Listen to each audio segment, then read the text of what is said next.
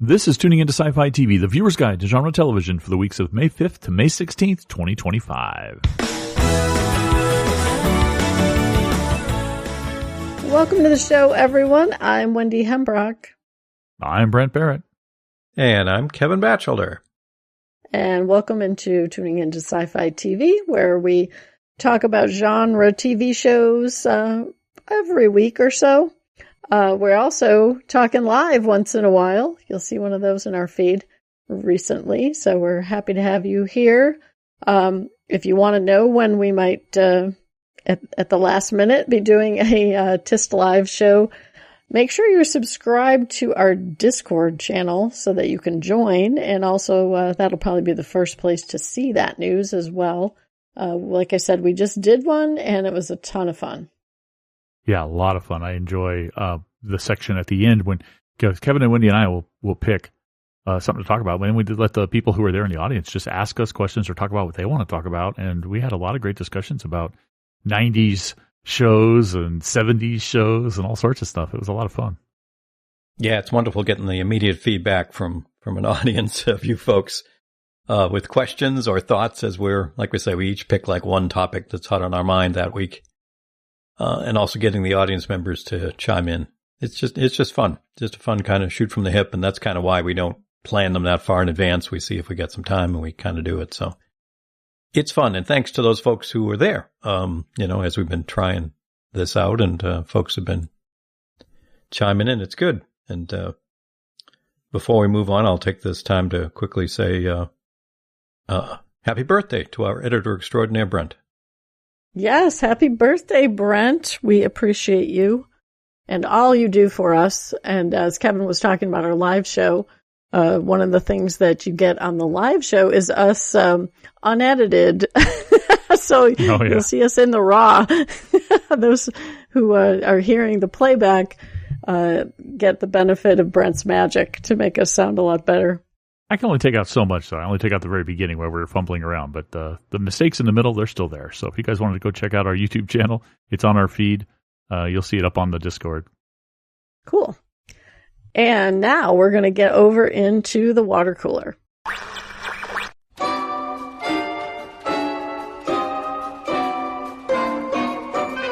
The Flash Pulp Podcast. 3 to 10 minutes of fiction brought to you thrice weekly. Now it's three apocalypses in one. Yeah! Suffering from tough, stuck-on humans? Well, 20 hellish hours of suffocation in the all-encompassing web of Karwik the Spider God will get them right out. Too many brains lying around?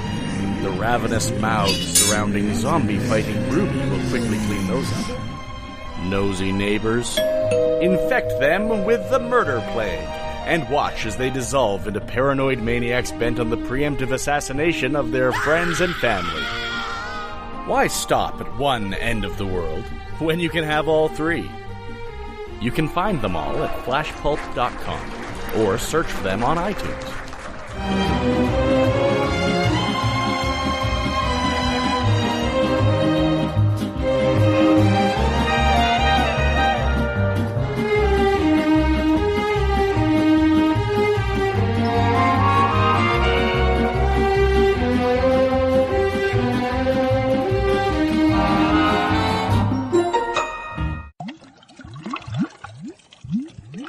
First up in the water cooler are quick reviews of the shows that we recommend you watch now, watch soon, let sit, or skip. And we're covering May 5th to May 16th. So first up, we had Andor, 2 chunks of, I'll call them chapters, starting with Season 2, Episode 7, Messenger. Episode 8, Who Are You? Episode 9, Welcome to the Rebellion. Episode 10, Make It Stop. Episode 11, Who Else Knows? And the series finale, Episode 12, Jeddah Kyber Urso. For these, I would go probably very high watch it soon, watch it now, very high watch it soon, very high watch it soon, watch it now, very high watch it soon.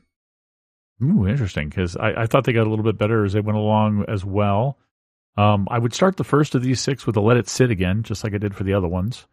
But I think it got a little better. The next one was a low watch it soon, then a watch it soon. Then I think it peaked, in my opinion, at episode 210. Oh, and I'll call that one a watch it now. But this last 2 episodes were high watch it soon, so they were still pretty good. All right. I think I'm closer to Wendy, but I think we're all in the same ballpark here. I would go watch it soon, then a watch it now. And then the last 4, I'd go all very high watch it soons. Did its job keeping me very engaged. Okay. Then we had Ghost, the season finale, episode 22. The Devil Went Down to Woodstone. I would give it a solid watch it now. Or watch it soon, excuse me. Oh, okay, I was going to say, wow, I must have really not understood this episode because I wanted to like it more, but I'm just with you, Wendy. I'm just going to give it a watch it soon.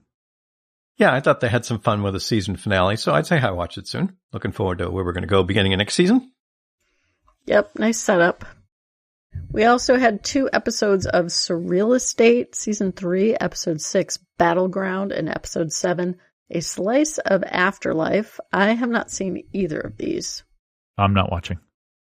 I did see them both. Episode 6 got me a little excited. It was an enjoyable episode, actually. I thought maybe it turned a corner. I'd give that one a watch it soon. And then episode 7 was back to, it's just kind of there. So it's a let it sit. And Kevin's ratings are part of the reason why I haven't been making more effort to catch up. Yeah, I want to like this show more, but it just, I don't know, it doesn't really grab me. Yep, it was the same in last season for me. But a show that definitely grabs me, Doctor Who. We had season 2, episode 5, The Story and the Engine. I enjoyed this one. I would give it a high watch it soon, maybe almost a low watch it now. Yeah, I know I'm going to be way in the minority on this one. But this one just didn't click with me. It just felt a little disjointed for some reason. I wasn't quite sure. I just wasn't really getting into it. I could be nice and say low watch it soon, but I think I got to say high let it sit. Interesting. I think our Doctor Who ratings for episodes between the 3 of us have just been all over the place, which is just interesting to me. I enjoyed this one. I'd give it a very solid watch it soon. So we had The Last of Us, season 2, episode 5, Feel Her Love. I'll give it a high watch it soon, almost a low watch it now. I'm going to give it a watch it now. Yeah, they had me engaged, so I'd probably take it over to that low watch it now. And last up is a show on Apple Plus, so I think I'm the only one who's seen it. Murderbot came in with 2 episodes in season 1. Episode 1 was titled Free Commerce, and episode 2, Eye Contact. Really enjoyed this. I would give them both a very high watch it soon. I have not seen it yet because I don't have Apple TV Plus. I think the show is going to make me get an Apple TV Plus subscription soon, very soon, but not yet. So I haven't seen them yet. And then you're going to stick around for all the other genre that's on that channel right now. Yeah, there's a lot of reasons to jump in that pool. There is. So let's get on to some news. And first up, Brent has got some news about Fallout. Yeah, great news for all the suckers out there who didn't understand that Amazon Prime probably bought 3 seasons of Fallout to begin with. But they announced, hey, we've renewed it for season 3, even before season 2 has aired an episode, because they bought 3 seasons at least already and are already being produced. So that's great news. There's also a bit of casting news here, a very small bit. So if you're really nervous about that, skip forward. But in season 2, Macaulay Culkin is going to join the cast in a recurring role as a crazy genius type character. No spoilers on character name or anything like that, because there are some characters that are from the video game that might spoil people, but that description doesn't ring any bells for me. So it looks like it might be an original character. So I'm super excited. I'm glad they had enough faith, Amazon Prime did, in Fallout to purchase multiple seasons ahead of time, because I really enjoyed season 1. The cast is amazing, the setting, the dialogue, everything is just amazing in that show. So I'm really looking forward to 2 and 3. Yeah, however the business side might have been laid out, it was nice to see it official for the season 3. And also was in there, I do believe, Brent, is that season 2 is going to begin airing in December of this year. So we don't have an exact date, but at least before the end of 2025. Nice. So that, at least for me now, it's like, oh, okay, got to be a fall rewatch for season 1 because, yeah, I greatly enjoyed it too. So this was big thumbs up. Yeah, I'm definitely going to have to do a rewatch going into season 2. Seems like a no-brainer since in this article it said season 1 was Prime's in the top 3 most watched titles ever, and it's got 16 Emmy nominations, so including Best Drama Series. So definitely a property they are well behind. Yeah, that's exciting. Great news. Now let's move on to some less great news that Kevin's got about The Bondsman. Yeah, and about the only not great news, as we will often say on this podcast, folks, is that it is not coming back for a season 2. Amazon did announce that they just decided not to bring it back for season 2. This was a show for me, and I think many others that, there's some fun here. There's stuff to enjoy. Not it's like, oh my goodness, I'm shocked and I'm starting a campaign to, picket Amazon for not bringing it back. But a bit of a bummer. I mean, as often happens, though, in these articles, which link is in the show notes as always, they do talk about the fact that it got in a top 10 for Nielsen streaming for a week shortly after it was released. So it came out of the gate good. And just for some idea of scale here, they're talking about that there was more than 560 million minutes watched of that show.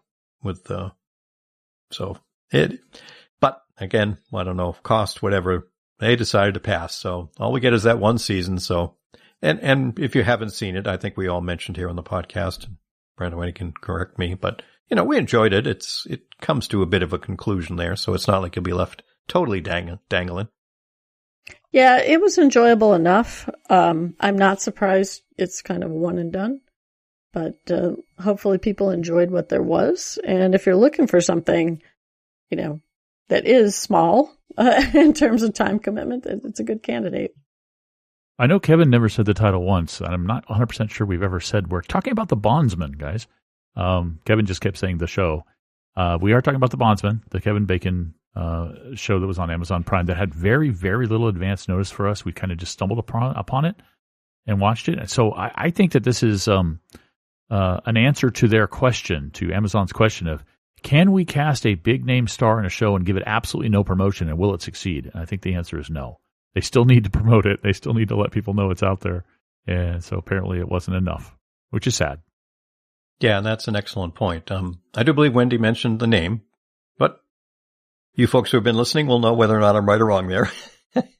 But Brent, you brought up an excellent point because we even commented on it. I stumbled across the trailer, and I mean stumbled somewhere else, social media or somewhere. Because, yeah, for something that had Kevin Bacon in it, they didn't put anything out there, so that's what you get, I guess. Yeah, I guess it also depends on where it came from, right?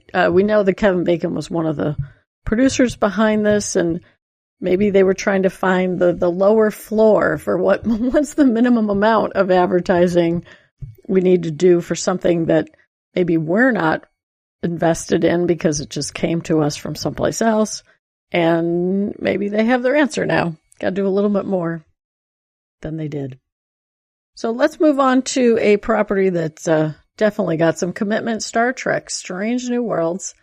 Link in the show notes, but season 3 is coming back relatively soon, July 17th.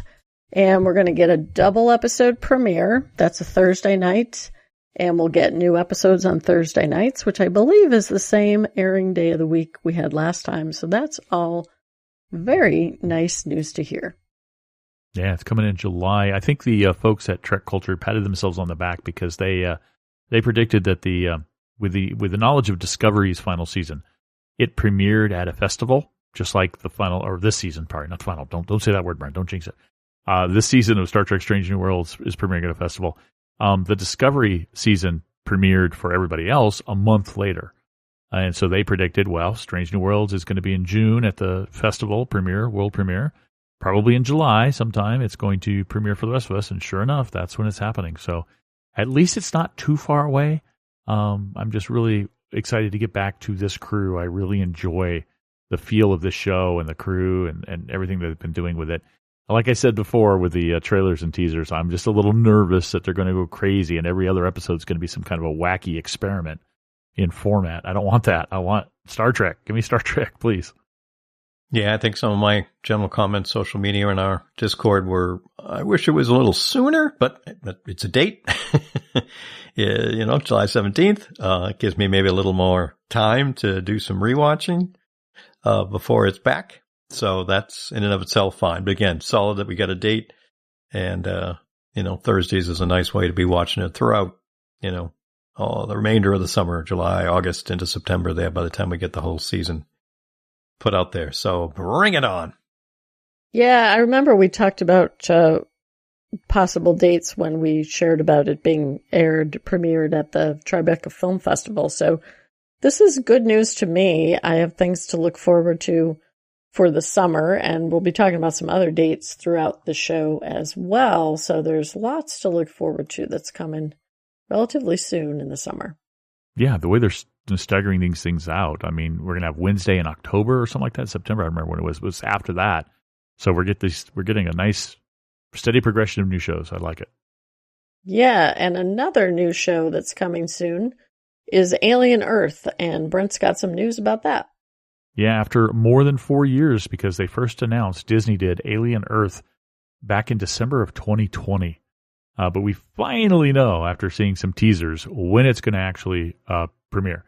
It's going to be 8 episodes, and it's going to premiere on Tuesday, August 12th, with the first 2 episodes. And it's going to be on the FX channel or on Hulu, depending upon which one you want. And then it's going to the following 6 episodes will air every week after that on Tuesdays on Hulu and FX. So again, more than 4 years, Alien franchise. I'm kind of excited about it because I do like the Alien franchise. So the little bits we've been seeing have me interested enough to want to watch this show. So hopefully others will watch as well.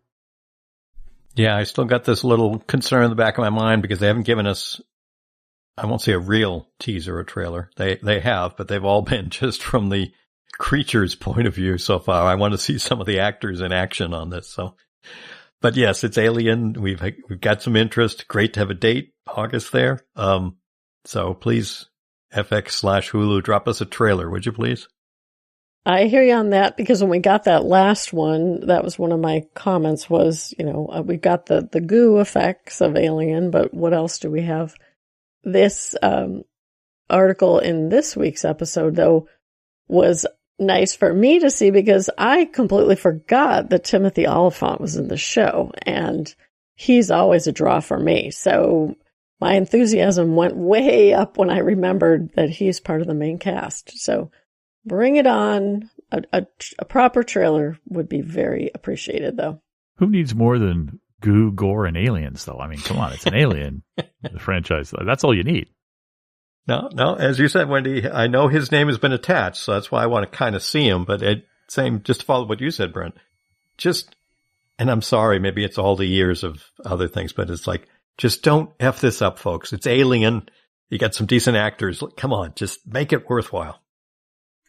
Yeah, you got to have some characters to root for and root against. It can't just be the alien effects for me.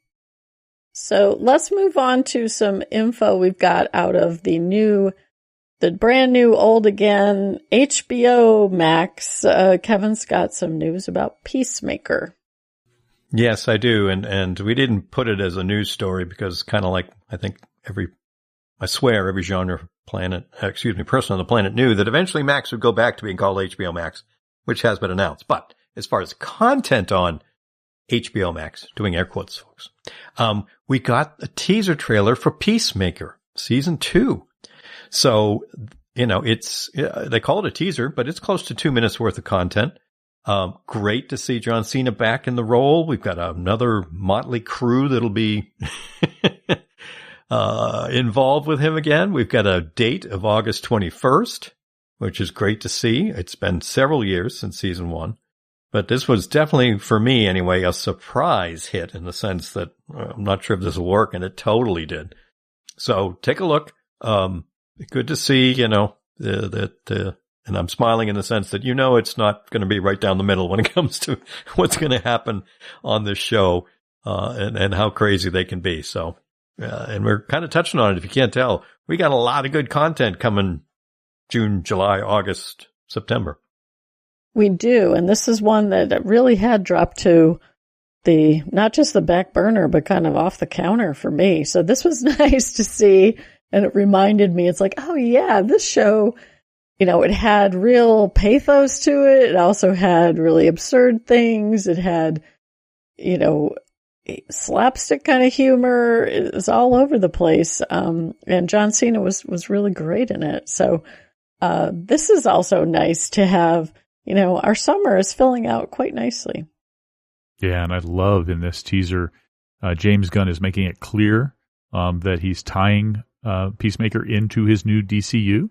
Looks like we're going to have cameos there from Green Lantern and Hawkgirl from Superman, the same actors playing those two characters. And the very end, of course, we get that twist where he apparently goes into some sort of parallel dimension or alternate universe, where a different Peacemaker is like, who the heck are you, So it looks like maybe that's how he's going to tie it from the old DCEU or whatever they called it to the new DCU by having a kind of a universe kind of thing, kind of like Marvel's doing, to try to tie all of that stuff together from Fox and Sony and all that stuff. So I don't know, but it looks good. I mean, I enjoyed season 1. I just can't wait for the next one. Good stuff. I know I'm a big fan of Foundation, and we now have an official teaser and the premiere date, which will be one of the links in the show notes for you to check out. This teaser was interesting because it sets up kind of the people we know. It introduces some people that I don't remember. I don't think I know them, but I definitely don't remember them. And the good news is it's coming July 11th, which I'm very much looking forward to. Yeah, I'm glad for it. It's a series I haven't seen any of because, again, I don't have Apple TV Plus, but I've heard some good things. Yeah, looking forward to hearing Wendy's thoughts. I dropped off after season 1. Doesn't mean I might not be back, especially if I pick up Apple TV Plus. So I'll be curious to hear her thoughts. But, like I said, our theme for this podcast is welcome to sci-fi summer. Absolutely. Sci-fi summer for sure.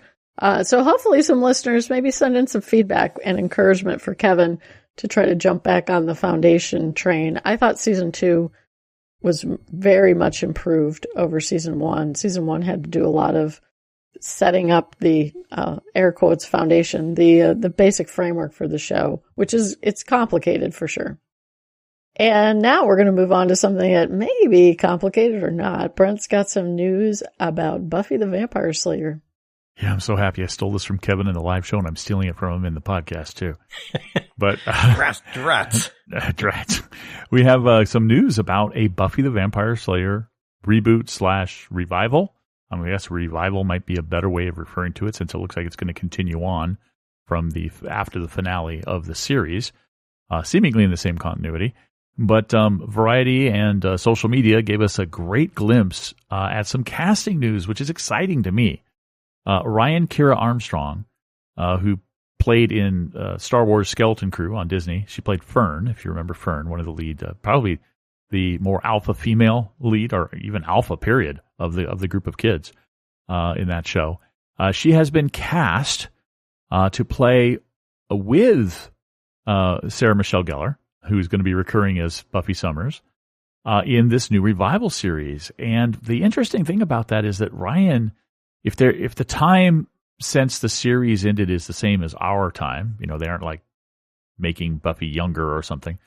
Ryan is only 15 years old as of now, so her character will have to have probably been born after the events in the finale, which made us in the live show ask ourselves, well, what is she? Is she a natural born Slayer? Is she just a candidate that they've identified? What is she? Something else entirely? What is she? But it's really exciting because I loved her work in Skeleton Crew. That'd be Ryan Kira Armstrong. Of course, I love Sarah Michelle Gellar's work. We don't have any idea when this is going to be made or when we're going to see it. For all we know, Ryan will be 18 or 20 by the time it comes out. I don't know, but I'm excited. I'm really excited for this news. Makes me really, want to go rewatch some Buffy now. And very much for me, it makes me appreciate that I am constantly rewatching Buffy from beginning to end. So, along with a couple of reactors on YouTube right now, reach out, folks, if you want links to some folks who are having fun with it. But, you've heard us mention a few times in the last few months that this was, coming. Once we knew that Sarah Michelle Gellar was involved, this went from just pie in the sky, to, this looks like it might happen, to actually now getting this casting news, as I mentioned on the live show, and to some other friends' social media circles. This makes it very real if they're going to put this out there.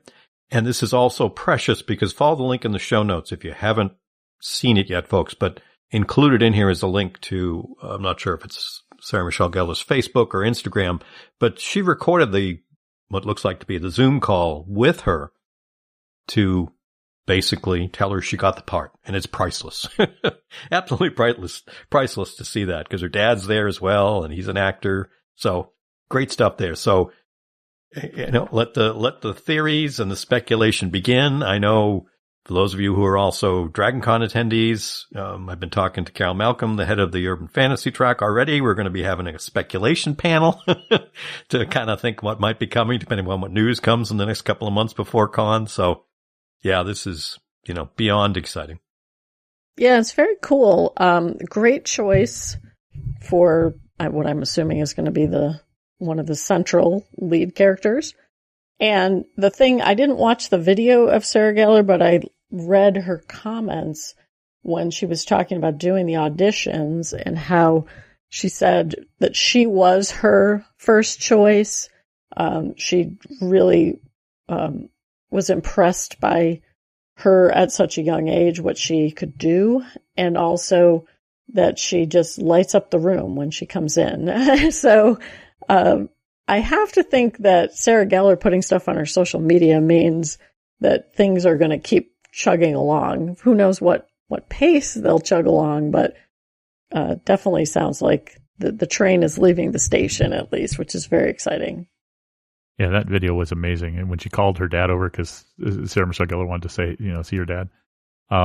First of all, I mentioned in the live call, he looked familiar, and I had to look him up. He's a very prolific character actor. Been in a lot of our shows, including Supernatural as a guest character. So you'll probably recognize him too. But that doesn't mean anything other than he's got some chops. So she must have inherited some, because we've seen her in Skeleton Crew, and she is amazing. So yeah, and even though I wasn't a huge fan of Skeleton Crew, your statement about her being the alpha, so to speak. I mean, I do remember her and said, this is someone who can, hold you in a scene. She knows what she's doing. So she can lead a show. Yeah. Yeah, very much so. Oh yeah, totally. So let's move on to some news out of the Marvel universe. Kevin's got some info about Ironheart. And again, I think those of your regular listeners know I'm not a huge Marvel guy. That goes more to Brent. But we had the date announcement for the show Ironheart from Marvel months and months ago, that it was coming at near the end of June. But I knew nothing about the property or the background or anything. So what we have now is a trailer, definitely over 2 minutes, 2.5 minutes, give or take, for this show. So this was all new to me. I got to say, it looks very interesting in terms of what this character is and what they're planning for it. I have no background, which I think is fine. I'm looking forward to jumping in with no knowledge. I'm sure there's folks who are very familiar and will have some thoughts to share. I mean, the fact that the trailer's been out at this point for like 3 days as we record this, and it's already approaching 8 million views, tells you there's lots of Marvel fans who are checking it out. But the show does premiere on June the 24th, for those who aren't aware, and they're going to drop the first 3 episodes that day. So, I think I'll be there checking it out. Yeah, I'll definitely be checking this out. I'm very curious to see what Ryan Coogler brings to this in a TV series. And the trailer definitely did its job. I'm intrigued. It looks like it's going to have an interesting story plus a lot of action. So definitely on the list. I am cautiously optimistic. Cautiously because Marvel's had some, troubling shows and movies in the past. So that's the caution part. Optimistic part is what I get from the trailer. It looks really good. It looks funny. It looks like it's got a lot of action, some drama. It looks like it's got everything we want, including our favorite Dean from Greendale from Community is an MIT, professor or something who's, informing her that, she's not the first genius at MIT. So we got some good stuff there. I like the little bit at the very end, with the guy with the sign over his rockets. And he's like, I was going to give those back. There's a lot of funny stuff in here. So it looks like it's got some of the Marvel humor and a lot of the Marvel action. And we did get introduced to this character before in the movies. So we have been introduced to her. We know some of her genius and some of the things she's capable of. But if I'm not mistaken, in the comics, she kind of is the, not the successor per se to Tony Stark, but at least as far as flying in armor suits stuff, she is. When I say she's not really the successor because she was never like, he was never like her, mentor or anything like Spider-Man was, his kind of, mentoree or whatever. So she's not like a direct successor, but she is a spiritual successor. So I'm looking forward to it. Yeah, very cool stuff. I'm definitely not as much into the continuity. I haven't seen all of the Marvel Universe movies, so this will be kind of new for me. And we also have a link to a trailer for The Old Guard, which starred Charlize Theron, and I did not remember this at all. This is coming to Netflix. I don't think I have a date, but let me double check my notes because I might. July 2nd. July 2nd, thank you. I did have it in my notes. So you can celebrate Independence Day with violent action. But also Uma Thurman comes into this franchise, which I'm sure has people excited.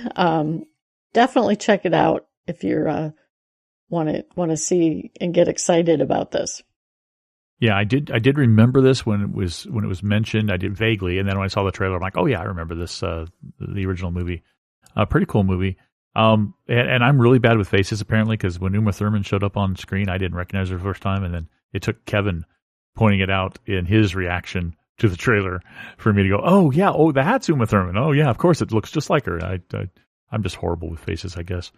But yeah, it looks a lot of fun with our lead character according to this trailer. I mean, she ended the last movie, losing her immortality. So it's going to be very interesting to see if she either gets it back or how she deals with the fact that she can die for real now. So the stakes are higher. Yeah, this is a movie I remember enjoying. I wouldn't say it was great, but it was enjoyable, especially for a Netflix original going back to 2020, 5 years. And obviously with Charlize Theron in there, but they had a good supporting cast around her, and it was a crew of people who were similar to her that were kind of, had immortality for the most part. I don't want to give too much away, but it's basically immortal. So they worked as a crew to try to help other folks, and things like that, mercenaries and other things. So it was interesting. And then they were shooting. I remember seeing some news items. We probably even talked about them on the podcast back in 2022. They were shooting this. So it took forever to come out. I don't know why. Hopefully it doesn't mean because it was horrible, but we at least are now going to get it. And yeah, the addition of Uma Thurman, whoa, that even got it more, in my anticipation side of things. So yeah, another sci-fi summer item. Yep. Immortals, superpowers, exciting.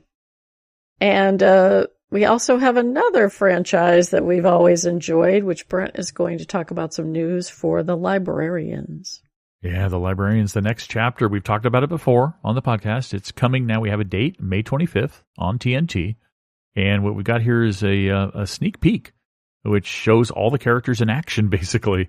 And we get to, meet the new Guardian and the new Librarian, and we learn in this sneak peek that he's a librarian from 200 years ago that gets pulled through time, I guess. And that's kind of the crossover with our old actor from the previous Librarians, kind of bringing him on board and saying, welcome to the future or whatever. It kind of reminds me of Futurama. Welcome to the future. It looks fun. It looks like it's the Librarians. So I guess we'll find out on May 25th. Yeah, and it's been nice. They've put a couple of these shorter bits out on this, and I'm digging it. Concerns because the first one was so good, but it looks like, from what they've shared so far, it's going to be a good dynamic of this crew. Some fun stuff, as Brent said, the idea of a librarian who is, totally out of time, coming a couple hundred years forward. And I think from one of these things, maybe this one, they mentioned that he also wasn't the best librarian at the time. So that might create a good team dynamic to have to, prop him up or whatever. So yeah, the fact we got back-to-back nights there on TNT, well, really only about 8 days or so from the time we're recording this. So looking forward to, with fingers crossed, that it will be at least enjoyable. Yeah, this sneak peek actually did its job of giving me a lot of confidence that it is going to be as enjoyable as the Librarian series that had Rebecca Romaine in it. That was so good. I do like the idea of having, a person out of time. That definitely sets up a lot of interesting moments for comedy, but also some other potential too for the characters. So this is definitely another thing I'm looking forward to this summer, which, we've been talking about. This is sci-fi summer, and there really is a lot of good stuff in the pipeline right now. So next up, in our last news item, actually, Kevin is going to talk about casting for another Marvel show. Yeah, this one's big enough that we want to put it kind of under our casting umbrella as we do, which is to say, to give you a couple-minute warning if you don't want to know anything. We've got some info about Daredevil, Born Again, the next season, someone who will be in that season. So at this point, you've hopefully found your pause button or your fast forward. Because we want to let you know it was done at the upfronts. Several of the upfronts were done in the last week or so. And here they let us know that Kristen Ritter will be coming back as Jessica Jones in Daredevil Born Again. So this personally was like, oh yeah, I really enjoyed her, especially in the first season of that show. Thought it wandered a bit after that, but I really enjoyed her as that character. It makes sense to have it in Daredevil. And all I'm going to say is, do not do what you did with Daredevil Born Again Season 1 and waste time, air quotes, reintroducing the character, because we have to do it in official Marvel stuff, even though we already know who the character is. So please don't do that. Hit the ground running with this, and that can really be something I'll look forward to. Yeah, I'm thrilled about this. I loved Jessica Jones, loved Kristen Ritter as that character. I didn't love how things worked with the Defenders so much, so I hope that they learned from criticism of season 1 of Daredevil Born Again about how characters were used to improve.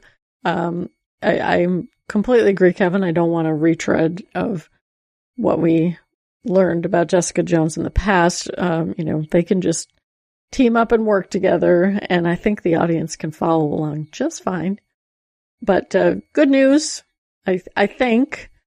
But I didn't love season 1, so I'm cautiously optimistic. And I'm just cautious. Yeah, I think you're fine, Kevin. I think both of you guys don't need to worry, because remember, they reintroduced all the characters without any background. They didn't tell us anything about the characters when they brought them in, including Punisher. There was no real background on any of them. They just dropped them right in because they're treating this as a continuation. So they figure you've seen the first few seasons on Netflix. So I don't think there will be an issue, in my opinion. Maybe they'll fit a few lines to try to, bring people up to speed who don't know. But other than that, I don't think they're going to do a whole new background. We're not going to get David Tennant back or anything. Well, that would be nice, though, if we did. Anyway, but yeah, I'm excited to see her come back. I wonder if this means we're going to get more of the Defenders. Yeah. We're going to maybe get a Luke Cage or something. Who knows? We'll find out. And at least they are already shooting season 2. So hopefully, unlike a lot of our shows nowadays, we're not going to have an extended time between Daredevil Born Again seasons 1 and 2. You don't know that. I don't. I'm just trying to be hopeful. Trying to be hopeful. I want to get that taste out of my mouth, man. Come on. Take 2 years to edit it. I know you're right. It's just naive optimism. Oh, Oh, sweet summer child. Yeah, we'll see. We shall see. And we are going to close out the water cooler with a tuner minute. Brent recorded this week's, and it is titled Less Filling, Great Taste. Back in the day, there weren't as many shows to watch, and we didn't have much choice in networks or channels. So if we liked a show, we welcomed a ton of episodes, including filler episodes, to give us 22 or more installments per season. Anything to let us come back each week for another installment, right? But now, with shorter seasons and so many options in both shows and sources, do we have time for those filler episodes? I don't know how you feel about what we all know as filler episodes, the episodes that don't significantly touch on any overall arc or honestly could be skipped on a rewatch and you wouldn't miss much that would prevent you from following the storylines in other episodes. One recent example of this on a show without many episodes per season is the episode of Daredevil Born Again where Matt is present for a bank heist. It's clear that episode was put there just to have a nod to the rest of the MCU, but if you skipped that episode, you would not be confused at all later in the season. Personally, if we're getting fewer episodes, I'd rather have the shows focus more on the story and skip the filler. What do you think? See, for me, I take the term filler in the sense of, as you pointed out, that you had your 16, 18, 22, or even more sometimes episodes in a season. So that it was almost impossible to write a storyline that was going to need to be fed throughout that many episodes. Very difficult. So the expectation was we're going to have a few side stories or a few filler episodes. Sometimes filler episodes are a ton of fun. Sometimes you can tell it's just a waste of time, but you want to spend time with the character. So that, to me, has changed now that the seasons are 6, 8, 10, maybe sometimes 13, but even that's rare.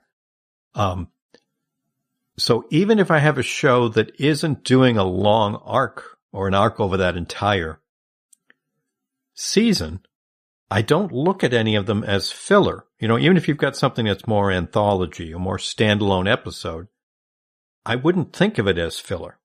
Unless you're using filler to talk about quality, too. Sometimes people use that a bit there when they're looking at an episode of a season. So I'm okay with the concept, but with the smaller number of episodes now, unless you are a show that is doing literally one-offs, the entire season, then why are you throwing filler in if you've got a shorter run? It should somehow be cohesive enough to make it worthwhile. And your example there, Brent, I don't think was. That was really, you could tell, man, that was just total tangent in terms of what it did for the overall enjoyment of that season, for me anyway.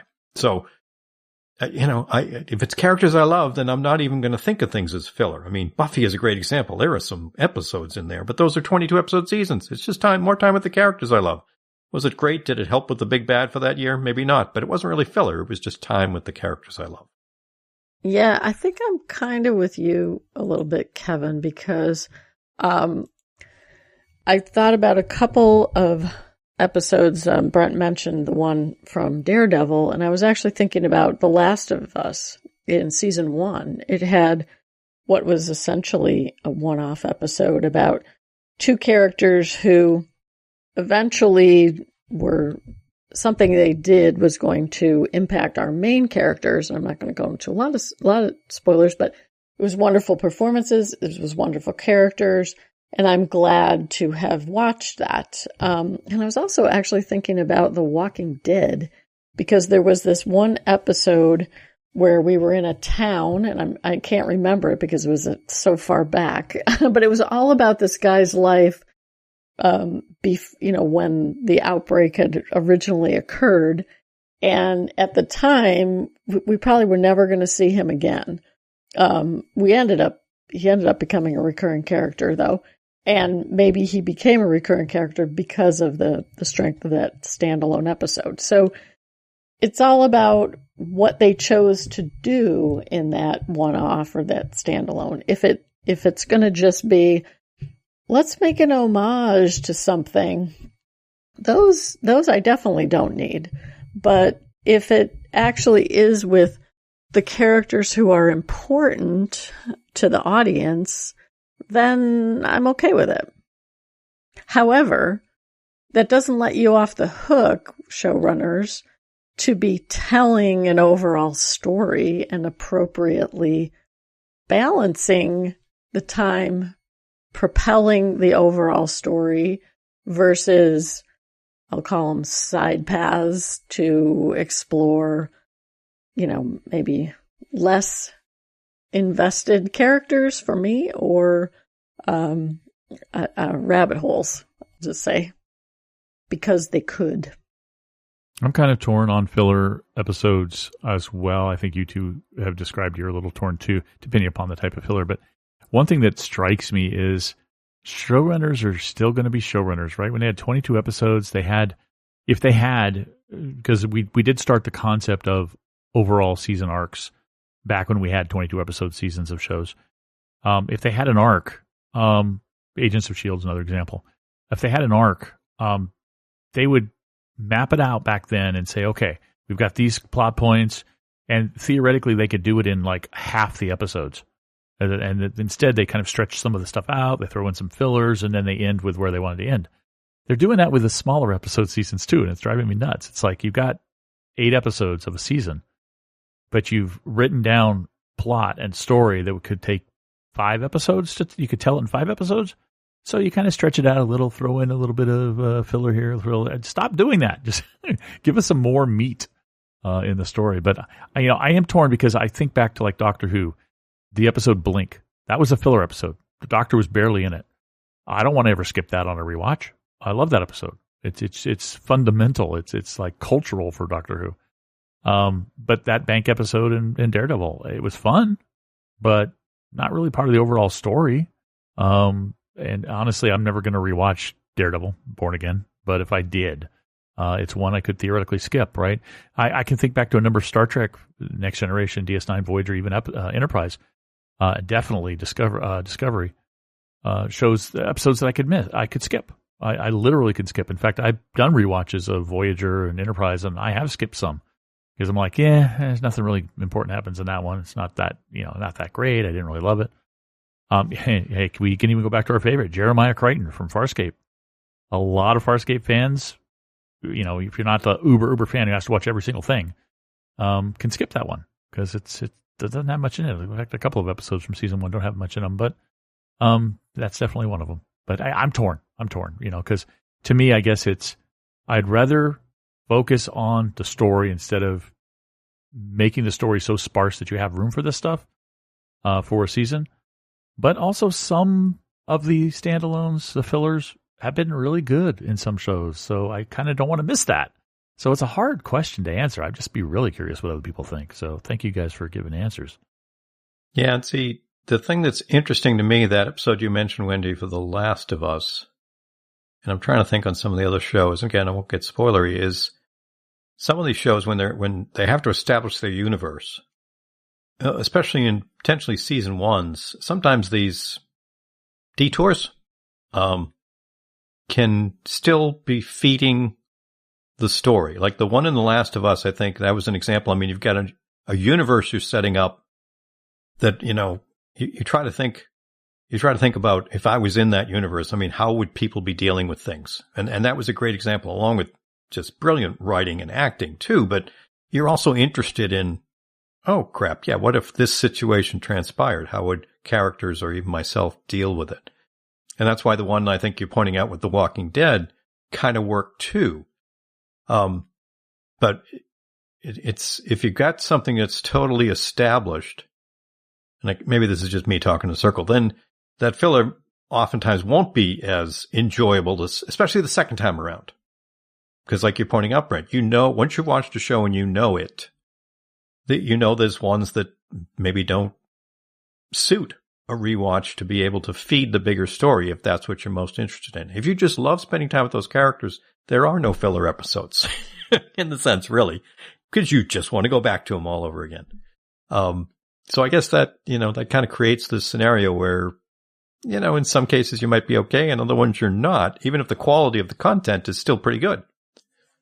Yeah, this is interesting because it's very much the vision of the showrunners about how they want to unfold and evolve the story once you're past season 1. So I would love to hear some thoughts from listeners about this, because I think it's got a lot of pluses and minuses. Okay, so let's head on over into the back porch and talk about some shows in a little more detail. Today we talk about Murderbot, The Last of Us, and Andor. So I said we were going to talk about shows in more detail, but the first one I want to talk about is Murderbot, and because Kevin is probably going to watch this, I'm not going to spoil it too much, but we had talked previously about our interest in this. This is the show that Alexander Skarsgård plays a robot, and I am going to talk about spoilers, which you learn in the first 5 minutes of the story. He has basically hacked himself and turned off the controls that basically enable him to not be controlled by humans. And there's a little bit of a mystery laid down related to some consequences of that. And it's got an interesting tone. There's definitely a lot of snark. The Murderbot, who is called a security unit, and they call him Sec Unit, has a lovely running commentary going on that's funny. It's also a little biting. This robot does not really like humans, but it does have a job to do.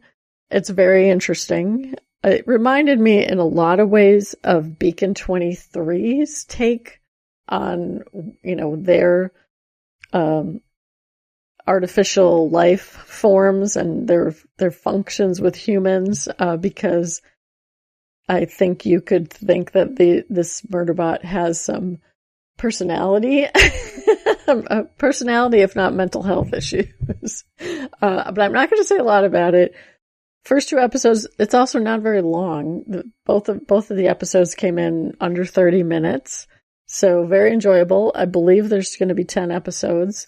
And so far I'm hooked. Not just for him, but for his little crew, I'll say, that he's protecting. They've set up some very funny characters, very interesting overall possible problems to solve in the overall story as part of his job as well.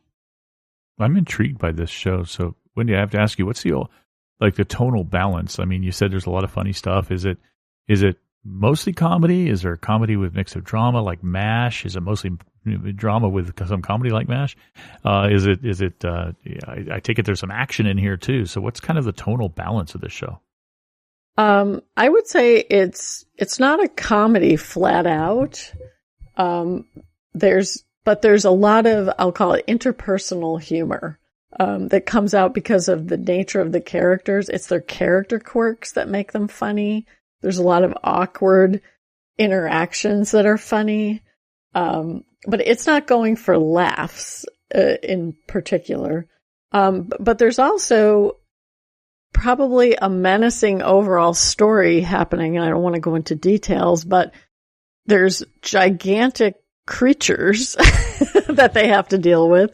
And there's also potentially some aliens that might be coming along. So it's sci-fi primarily, but like I said, it's not ghosts from that perspective, but the characters they're just doing funny things, but they're not funny like ghosts where they have sort of a setup. It's just people living in this little station. They're on a mission to explore this particular planet, and he is their security robot, and they need security because of the place that they are. Okay, cool. Yeah, from the trailers and from your comments here, I very much like the idea of the snark. That is definitely my kind of humor when it exists in a show. I mean, you're thinking, or I am certainly, Winona Earp, but even Buffy to a great degree. I mean, the humor that you can have a drama, but have, as you pointed out, characters who, from their quirks, just create a lighter tone here and there. So, it sounds like it's interesting. And like I say, I do hope within the next 7 days or so to probably start that Apple TV subscription again and be able to watch this week to week, because it does seem like it's going to be something I'm going to enjoy. Yeah, and we had talked about this, I think, on our live discussion, that this was based on one of the folks in our audience shared that these are like novellas. So I'm going to be very curious, actually, if we end up seeing the Murderbot have sort of different crews, different people that he is working for over time, or how it evolves. So now let's move on to talk about The Last of Us, and Brent is going to lead off the discussion. Yeah, we got the most recent episode, and this one started out really cool with Jeffrey Wright, Bernard from Westworld, in a flashback. He's a character called Isaac Dixon. We get to find out how the WLF, the Wolves, came to be, and a little bit about the downfall of Fedra, because, he's a Fedra sergeant who ends up turning on his own people and joining up with members that become the Wolves. Of course, Ellie, earlier has gone through and found, I guess maybe even in this episode, I don't remember if it was the previous one, but finds a tank, and then they discover that a bunch of the, I think it was this last episode before this one, and sees the Federal people fighting each other. So definitely some stuff there. And then, of course, we get the incredible action with Ellie and Dina as they're heading to the hospital. They have come up with a plan. They're going to go through this building that the wolves seem to be ignoring, and of course they both know that means there's going to be bad guys in there. There's going to be infected in there, but oh boy, there's a lot of infected in there, and we get a lot of a lot of action where they almost die. But Jesse is there to save them, and he informs them that Tommy is also in town. They kind of split up to try to find them. They apparently came after them once they found out they had left Jackson. And we get that incredible scene where we find out that spores are a thing now, because in the basement of the hospital, where some of the earliest patients were taken when they were infected, the fungus has evolved to the point where it's airborne now, which, if you've ever played the video game, you know that that's always been the case in the video game. And people, when they go into enclosed areas, have to put on gas masks in order to prevent being infected, because there's spores everywhere. But these spores in the basement, it's just an awesome scene where Ellie breaks in here to the hospital when she gets an opportunity all by herself, finds Nora, ends up chasing her down into the basement. And the great scene where Nora's like, "You've killed us both." And Ellie just walks up with this cold expression and says, "Have I, or did I?" And then Nora comes to the realization that Ellie is immune, the immune girl that they knew existed back in wherever it was, Salt Lake or wherever it was, where they were before, where Joel rescued her by killing everybody. So apparently the crew, the survivors, the kids, knew that there was an immune person there. They just didn't know it was Ellie. And Ellie, of course, turns pretty dark, as was pointed out by the counselor previously. Ellie pretty much is Joel. It's not Joel making her that way. She's just had the same sort of mentality of Joel, and she finds a pipe that, interestingly enough, is shaped very much like a golf club, and she just beats Nora over and over again, asking where Abby is, and Nora doesn't give it up, and so the implication is she ends up killing Nora in the basement of the hospital. And then to end the episode, of course, we get this really peaceful flashback where Ellie has a memory of waking up and Joel being there, and she smiles, and that's the end. So people who played the video game said we should get a lot of flashbacks, so hopefully we will get more, because we don't want to say Pedro Pascal is gone. Hopefully we'll get more flashbacks with him. But next episode, I guess we're going to see Tommy, and then maybe Ellie will hook back up with Dina and Jesse and Tommy, and we'll go from there. Or she's just going to continue on her solo quest, I guess, maybe to find other people. But how she's going to get out of the hospital is going to be interesting, although they don't want to go anywhere near the basement, so she could stay down there for quite a while if she needed to. But I don't know. Maybe they just written her off. They just assume she's dead. since he went into the basement. And so they're not going to bother posting guards or anything. I don't know. But it was a very, very interesting finale. And she got at least one of the ones she told she would find and kill. She found and killed. So I guess she's got more on her list. Yeah, this was a very good episode. As you pointed out, with all the different plot items that are happening and reveals, for those of us who haven't played the game or read up on that, to find out, about the spores end of it. And also, too, the other part that came out there when chasing down Nora was her, asking if she's aware of what Joel did. And Ellie says yes. Now, whether or not she truly does or not, I don't know yet. I guess we'll get that confirmed one way or the other eventually, but that was something else we'd kind of wondered for those who don't have the full background was she aware of what he did to save her? So yeah, lots of good, interesting stuff, direction, everybody they've had to deal with.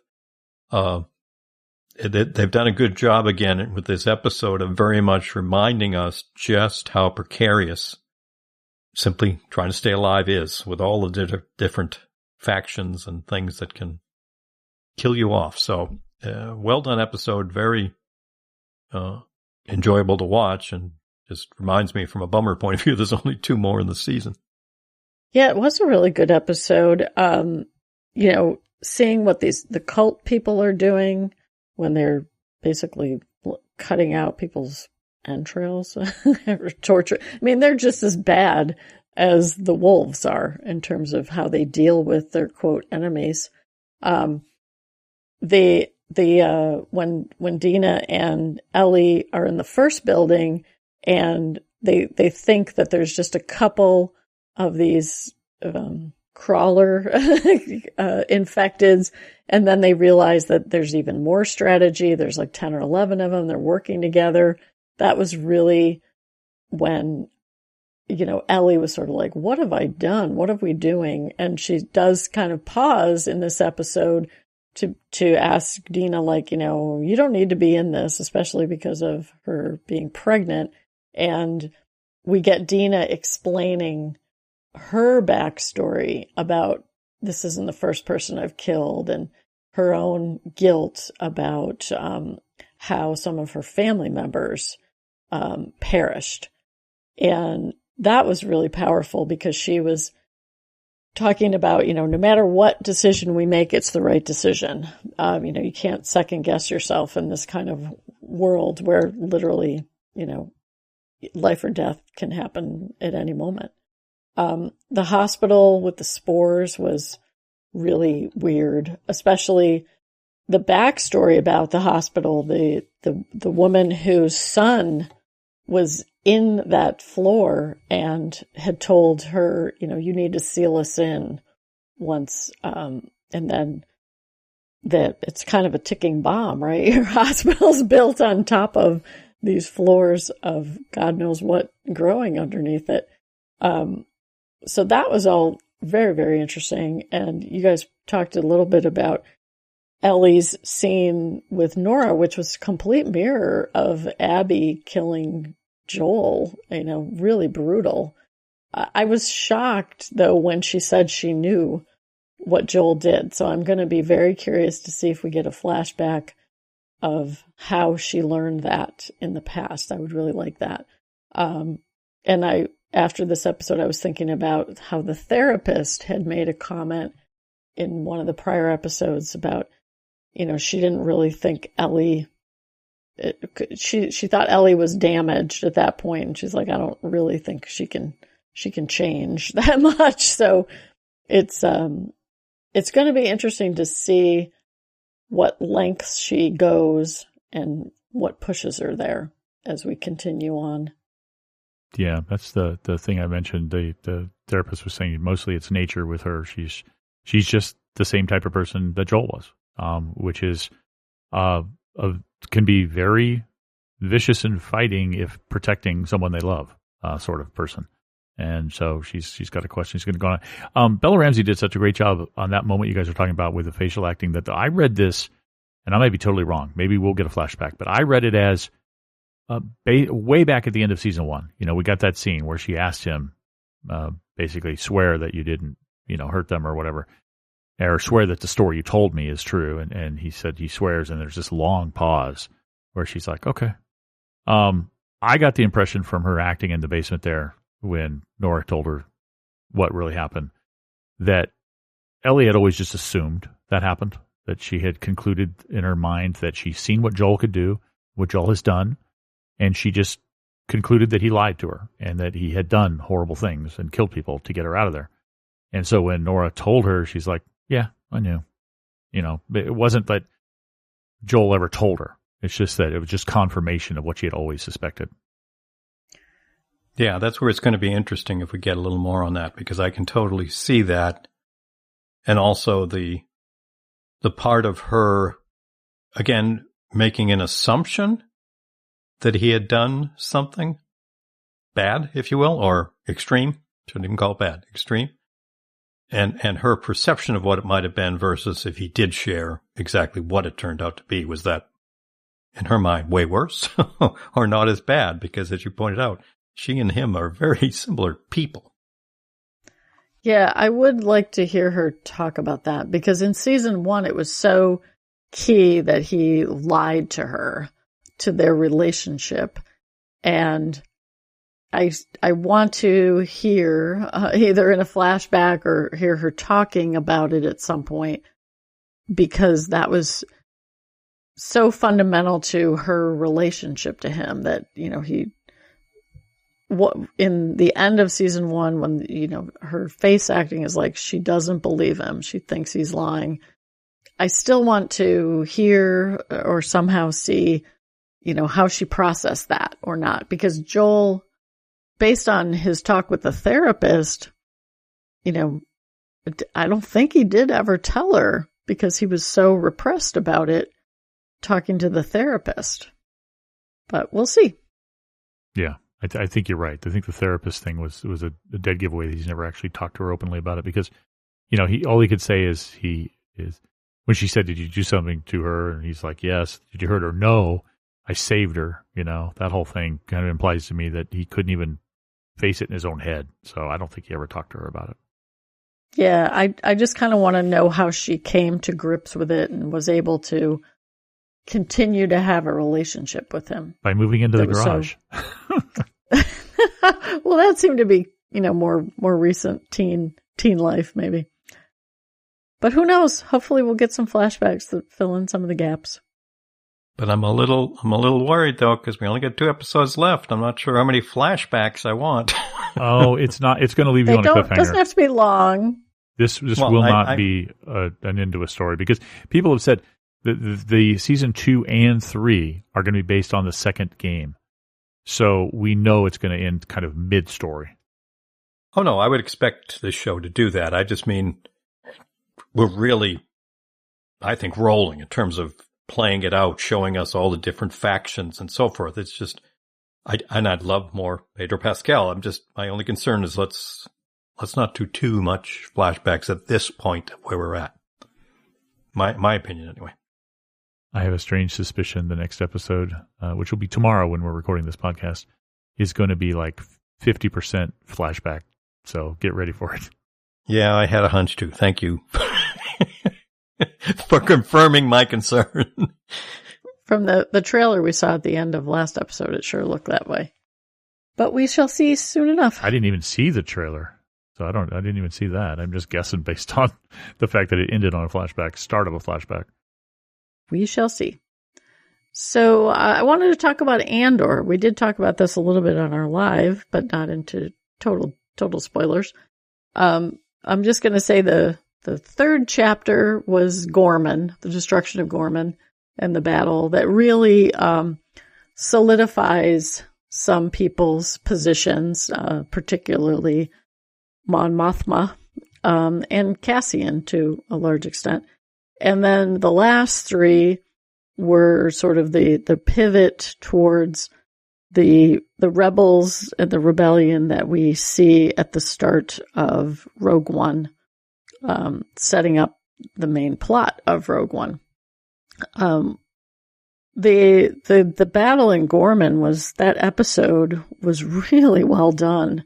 It was just tension the whole way through. I loved that we finally got to see Cyril realize that he had been played all along by Dedra.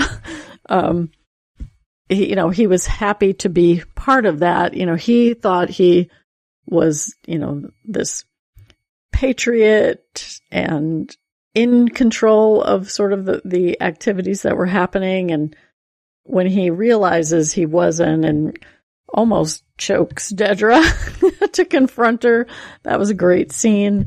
All of the fall, I'll call it the fall of Dedra, starting with when she's not in control of the Gorman massacre, and then after she goes after Luthen, botches that after a fantastic scene where they finally meet. And I really liked that it was very much them sort of crouching around each other to figure out, what does she know? What is she talking about? And then when she shows that, I think it was called a Star Point box, which was the box that Cassian was coming to sell to Luthen when they first meet. That was really cool to see. Although, to be totally honest, I did not realize that it was that box. I had to go back and watch the episode to knit that together for myself. But it was very cool because that's what this whole show is about, is like, what are the steps that lead to where we get to these pivotal moments of a rebellion or a massacre. And so kudos for those episodes. I really liked once Luthen was taken by the ISB, that we got a great story focused on Clea, who is coming to clean everything up, and she has to pull his plug to protect all their secrets, but also so that he isn't going to be horribly tormented the rest of his life. And she's great at all of the espionage, which we should know, but we never see her in the field. She's always the one back in the store on the telephone. And, it turns out she's, a super badass spy as well. And we also get the backstory of their relationship, which is really complicated. It's not just a father-daughter kind of relationship at all, because he was part of the Imperial forces that killed her family. And, he didn't want to keep going. He was basically, having his breakdown about what he was doing when he finds her, and sort of becomes a revolutionary in a way because of her. They definitely have a very interesting dynamic going forward. I think she lets Luthen think he's more in charge than he is in a lot of ways, which I really liked. And then we get Cassian coming back to rescue Mon Mothma and get her to the rebel base safely. But, there's politics, so he's not going to get the credit for it. I loved how, yet again, he's not following orders. He's, a rebel amongst rebels, who are now really trying to be a disciplined army, which he's not really down for entirely. We get to see again that apartment that they lived on in Coruscant, which has kind of fallen into a lot of ruin. We get K2SO doing some very badass fighting to save them. I was very tense in that whole sequence when they're tracking down the signal leading to the apartment, and then they're pinned down, and then K2, I knew they were going to live. I at least knew Cassian was going to live, but I had no idea how they were going to get out of it. It was really, really well done.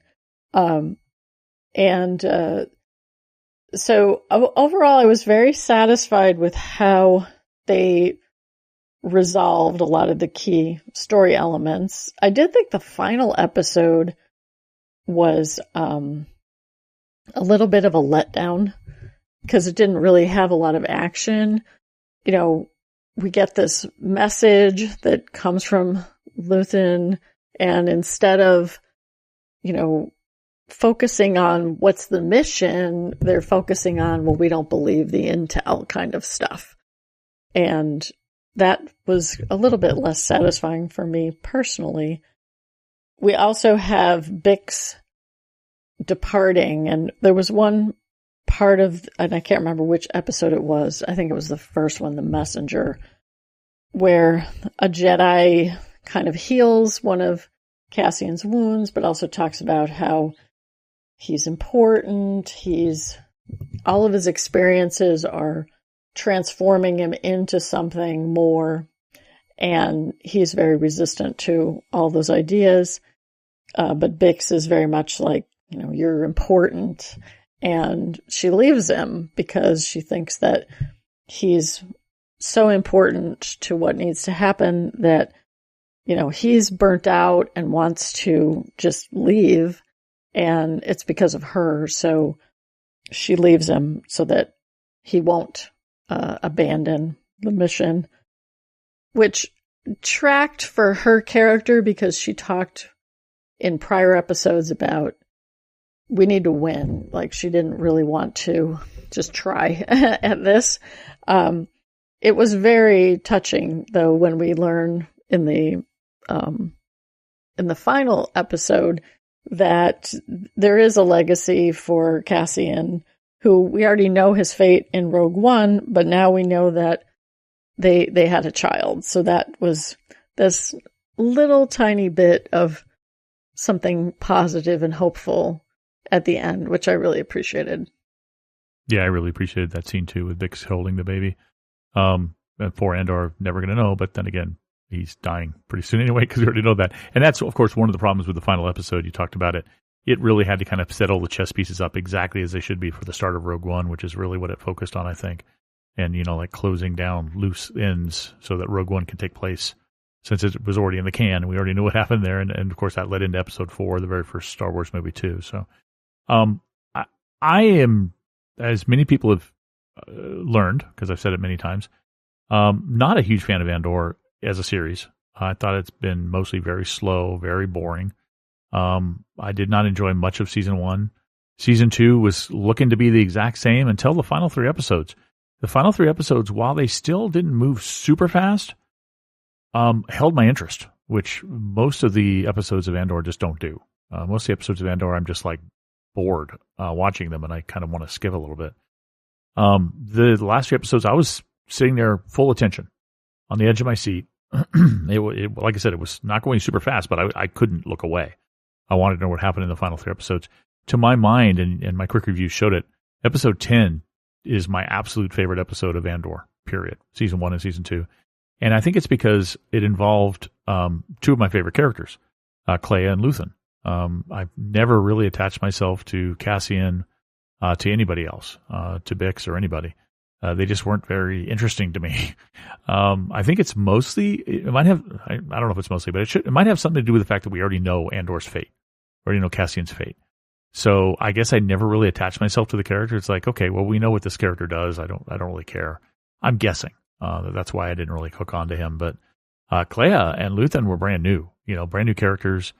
And so the entire episode 10, the flashbacks, like you talked about, where I don't know if it was the very end of the Clone Wars or right at the beginning of the Empire or what, where he was a part of the military, and her family was, her people were being killed, like you pointed out.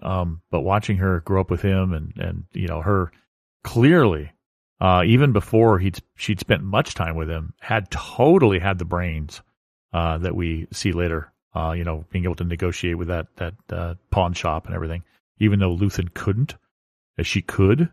It was great. Luthen, of course, being able to kill and do the hard things, and at one point, handing the detonator over to button to Clea, and as a girl, little girl, and her reaching for it to blow up the bridge, and him pulling back and saying, basically, in not so many words, no, I don't want you to have this on your shoulders right now, this weight on you. And he pushes a button, but then later on, she pushes the exact same button to go into the hospital. And I saw some reactors to this episode thinking that she might be going in to rescue him. And I'm like, no, from the very beginning, you could tell based on her face that she was going in to put an end to essentially her father figure, essentially the only person that, that she still cared for in the world or in the universe. And you could tell that from the tear and the kiss on his forehead after she ended his life. She took the life support away. But yeah, she is a badass. And I think it's pretty clear. A lot of people doing analysis have pointed out that Luthen was the birth. He created the rebellion. He created it. And she was right there with him from the beginning. So they are co-creators of the rebellion, and they'll never get credit for it. Because all the politicians and other leaders have taken charge, and they don't want anything to do with him because of his tactics and all of that stuff and his history. So they kind of just set him aside, even though they wouldn't be there without him. The Empire would still be, killing people and still be in charge had it not been for Luthen and Kleya. And so it was very sad to see her at the base at the end, kind of lost, not really knowing what she was going to do anymore. Luthen wasn't there. The rebellion was out of her hands. She didn't have a role, she thought, all of that. But, she did meet some people who kind of gave her some guidance. So in my opinion, the Kleya story and the Luthen story were my absolute favorites. Of course, K2SO is another favorite of mine. So I absolutely love the part where, it clears the path. I've cleared a path. That part was hilarious. Especially with the Imperial soldier, on the bridge the first time. Are you with us? No, throws him off the edge. Great stuff. But Kleya, God, I love episode 10. Absolute favorite of mine. Yeah, I think got to give him credit too that the concept of doing these and releasing these as a set of episodes really worked, especially for a show that is slower moving or slow. The fact that you're seeing some of the pieces come together as you folks both described. I mean, it's foundational to a rebellion, that there are going to be key players that no one will know they were a key player as to why this succeeded or continued or started. I mean, that's the nature of it. I mean, and to that end, I need to give a lot of credit to the folks behind the show. And Wendy, you pointed out, and I think Brent, you commented on it, that the last episode wasn't exactly a hoorah or a big, action-y or whatever episode, because for the story that it was telling, that's kind of not what you would do here. There's still pieces that are moving forward towards what eventually became, A New Hope, the movie and everything. So, it's interesting in that sense to see it. They talked, which isn't a surprise, but they definitely, I say they, meaning I watched the official behind the scenes stuff, the showrunner and all talked about how, of course, for a story like this, it's very much about sacrifice. And this is what he tried to focus on throughout the entire 2 seasons. And we saw a lot of the payoffs, certainly in these last set of 6 episodes, that each character had a sacrifice to make in some way, shape, or form, whether mental, physical, or personal, all of that to allow this to succeed. So, in that sense, you've got an interesting story from a rewatch if you want to look at foundational things. Much like Brent, though, for me, there's just way too much slowness in getting there. Some very interesting bits, some good acting. I certainly hope the show gets recognized, especially some of the actors. As you pointed out, both pointed out, Luthen and all, to bring this to bear for us as fans. But, if it was Kevin designing this, maybe cut the episode count in half, and this would have been a real banger. And not in action form, just in, as you said, Brent, you made a very good point in the last few episodes. You were engaged. You were shall we say, edge of the seat. You want to know what's going to happen next, even if it's not a shoot 'em up or a big action thing, because you're engaged in the story and the characters. And I think we lost a lot of that by really going way too deep on some of the character stuff throughout the 2 seasons. But hey, that's my opinion. That's why we talk about these things. But to their credit, the payoff worked for me. I am glad I came back on it and watched all of season 2, and enjoyed some bits of it. And just hope that as we get future Star Wars stories, I'd be up for some, shall we say, methodical storytelling, but, hopefully not this slow. Yeah. We talked a little bit because sometimes the slowness was for things that just didn't have enough payoff, either for a character or the story. And the one for me that was a miss is Mon Mothma. We spent so much time talking about why she hated her husband, but we never got anything really about the husband. He was a very one-dimensional character to me. And the daughter who, she didn't want the daughter she basically sold off her daughter so that she could form this alliance with Skolden in order to launder the money that she needed to for the rebellion. And we focused all this on the wedding, but we never had we had very little about the underlying dynamics for her about what she was losing. She had one conversation with the daughter about, you don't have to do this, because, you don't have to do this arranged marriage. And the daughter was like, I wish you had just gotten drunk at my wedding and not said anything, kind of thing. But then once she's leaving, once we get to the episode where everything's, all the dominoes are falling, Luthen has killed Lonnie, he's been taken, and she's going to give her speech about the Gorman massacre. At that moment, we should have seen, or I would have really appreciated, an attempt to talk to her daughter for the last time, an attempt to give her a moment to even just recognize that this is the point at which I'm leaving my whole life and my family behind, or at least have had a conversation at some point about, that plan we've been saving for 6 years, today's the day to go. We see her when Cassian comes to help her get off Coruscant, she's talking about how she wants to be worth it and blah, blah, blah. But I still would have expected there to have been more about her decision to do that and go, that we would have seen on screen, and less of, a rave at a wedding, for instance. And also because in the jump ahead to the final section, it's clear that there's some rift with Luthen, but it's just talked about. So it wasn't as impactful. I would have actually liked to see something besides her one comment to Luthen about killing her old friend who came to the wedding to shake her down for more money. And she's upset that Luthen killed the guy.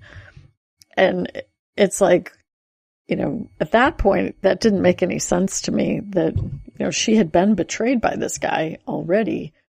So it seemed odd that she was so angry with Luthen that he, had him taken out by Cinta.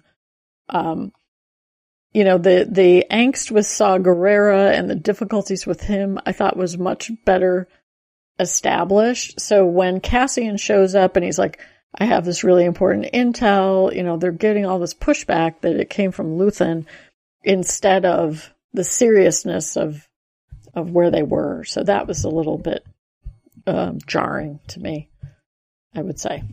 But the other thing that I really liked that I thought they did very well visually in this show was how the architecture of the Empire is always putting people in cells.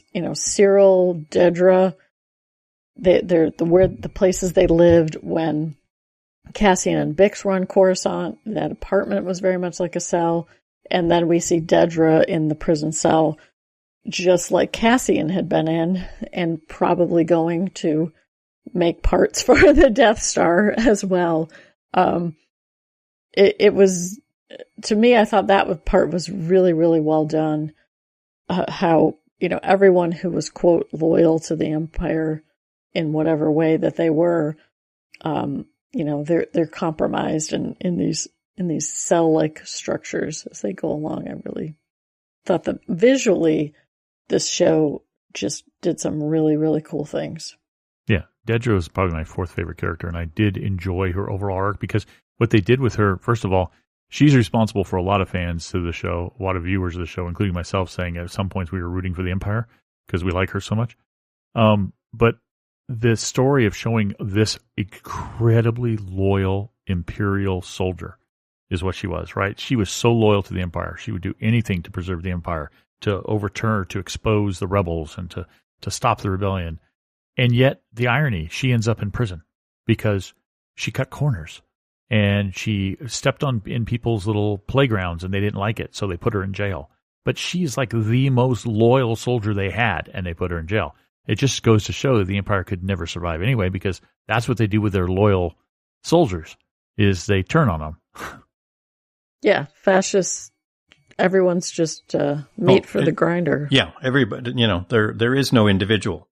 Not that there's, if you've got a rebellion too, you can't, it isn't about you, it's about the cause. But also that's the perfect fun, or I shouldn't say the perfect, but it's the great way to look in the mirror of the two sides. Because if you're supporting the Empire and you're higher in the food chain, at what point do you realize how expendable and unimportant you truly are, and not in a good way? Because, that's really what it comes down to. Cyril was a great character to see that happen because he was just so clueless on a lot of those things. But for her, it's like, shouldn't she have recognized earlier on that she was just going to get chopped to bits no matter what she did anyway? Well, I think Partagast did tell her constantly that she was special. Yeah, he liked the go-getter part of her, and it's interesting because, yeah, you pointed out a good point, Kevin. The higher you go on this evil side, this Empire side, the less it is about being loyal, and the more it is about being protective of yourself and then serving in fear. You don't serve out of loyalty; you serve in fear. It's like, I'll do exactly what I'm supposed to do, nothing more, nothing less. I do exactly what I'm supposed to do, so my superiors don't notice me in a bad way. Instead of her, she was climbing through the ranks and saying, I want to do everything I can to serve the Empire. And of course, they just ended up screwing her in the end. Mm-hmm. Yeah, she definitely had ambition, which was driving her in a lot of right, but it was ambition to serve the Empire. It wasn't ambition as much for herself as it was for other people, is what I'm trying to get at. Other people were only in it for themselves, and they were terrified of making mistakes. She was climbing the ladder because she was a true believer. She wanted to climb the ladder. Don't get me wrong. She had ambition, but she was a true believer. Yes, I agree. Great acting by the person who played Dedra, for sure. Oh, the scene you mentioned, though, where Cyril grabbed her by the throat. I love that because she's always had kind of a dominant position in their relationship. And the actor did such a great job when she was grabbed by the throat. You could almost see that in a weird kind of semi-sexual way, she was a little turned on by Cyril suddenly becoming aggressive towards her. Well, it was also interesting in the scene where Krennic, I think is his name, comes into her cell, and she still thinks she's useful. She's trying to steer the next steps, and he's like, I think we can get on without you.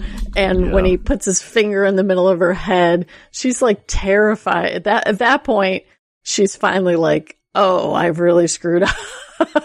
And her blinders were off. That's what kind of my question is, when do you realize that? And obviously for her, that's when oh crap, I'm not going to get out of this cell for the rest of my life situation.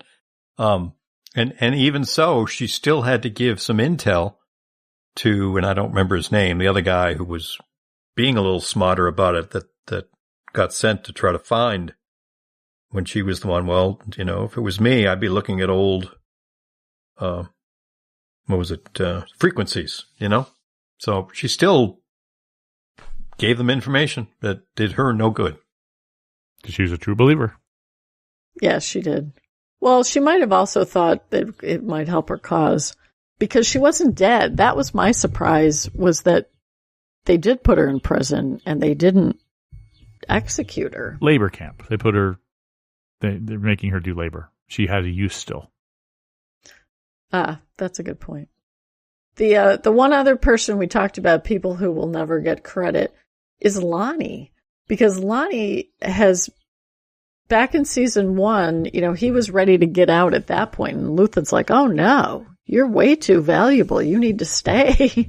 And when he talks to Luthen and tells him about this intel he has, and he says, I've had her code and been reading her files for a year, and I didn't tell you, Luthen, because I knew you'd make me do horrible things that I couldn't tolerate. If you had known that, and then, he still thinks that Luthen is going to help him and his family get out. That speaks a lot to Luthen as a puppet master, to be able to keep that asset productive in such a precarious position for so long. Luthen really was a master at manipulating people. So any final thoughts on Andor? I think we had a lot. Yeah, we talked a lot. Just check in before we go. And with that, we are going to wrap up today's show. I want to thank all of our listeners for listening, coming to our lives, listening to the lives later. We would love to hear your feedback on any of the news or shows we've been talking about today. And I want to thank Kevin and Brent for a lot of fun talking about some of our favorite shows. We'll see you again soon. Catch you next time. Have a great week, everybody. If you'd like to contact Tuning Into Sci-Fi TV, we offer a variety of feedback options, including email at feedback@tuningintoscifitv.com, voicemail at 706-927-8478, Skype voicemail at Tuning Into Sci-Fi TV, or you can visit our website at tuningintoscifitv.com and use the SpeakPipe app or our forums. And finally, you can find us on Twitter at twitter.com/tuningintosci-fi or on Facebook at facebook.com/tuningintoscifitv.